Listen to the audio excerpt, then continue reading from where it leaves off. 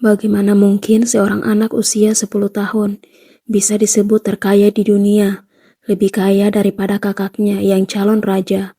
Cerita di balik kekayaan Princess Charlotte bukan soal gaji atau pekerjaan, tapi tentang warisan, gelar, dan dampaknya terhadap ekonomi global. Princess Charlotte dari Inggris disebut-sebut sebagai salah satu anak terkaya di dunia, bahkan terkaya di antara anak-anak keluarga kerajaan lainnya, seperti Pangeran George dan Pangeran Louis, meskipun ia belum punya pekerjaan atau penghasilan pribadi.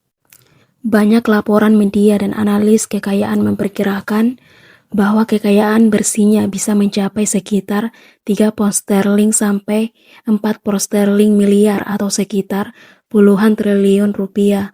Namun yang penting dipahami, angka ini tidak berarti Charlotte punya tabungan pribadi sebesar itu di bank. Kekayaan itu berasal dari statusnya sebagai anggota tinggi keluarga kerajaan. Charlotte adalah anak kedua Pangeran William dan Putri Kate, serta third in line terhadap tata Inggris. Kaitan dengan aset kekayaan keluarga kerajaan yang termasuk estate besar seperti Duchy of Cornwall yang menghasilkan puluhan juta per tahun untuk kehidupan keluarga Wells. Nilai ekonominya terhadap Inggris yang disebut sebagai Charlotte Effect karena pengaruhnya terhadap tren fashion, pariwisata, dan brand. Setiap apapun yang dikenakannya sering ludes terjual dan menghasilkan pemasukan ekonomi besar. Ini berarti Charlotte secara teknis terkaya berdasarkan estimasi nilai yang dikaitkan dengan pengaruh dan posisi keluarganya, bukan karena ia punya rekening bank pribadi sebesar itu.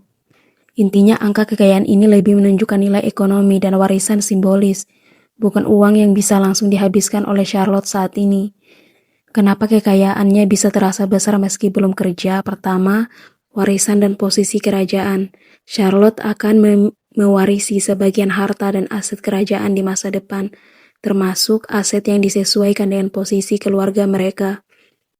Kedua, dampak ekonomi dan pengaruh budaya atau Charlotte Effect. Outfit yang ia pakai, gaya yang dikenakannya, hingga tampilannya di publik sering memicu lonjakan tren jual beli, dan itu meningkatkan nilai ekonominya bagi negara dan brand. Ketiga, bagian dari kekayaan keluarga kerajaan. Kekayaan yang disebut dalam hitungan ini berasal dari harta keluarga, bukan miliknya pribadi. Itu termasuk properti, investasi, dan aset historis yang tidak bisa dijual asal-asalan. Kesimpulannya, Princess Charlotte bisa disebut terkaya karena statusnya dalam monarki Inggris, serta pengaruh besar yang ia miliki terhadap ekonomi dan budaya populer, bukan karena gajinya sendiri atau pekerjaan yang ia jalankan.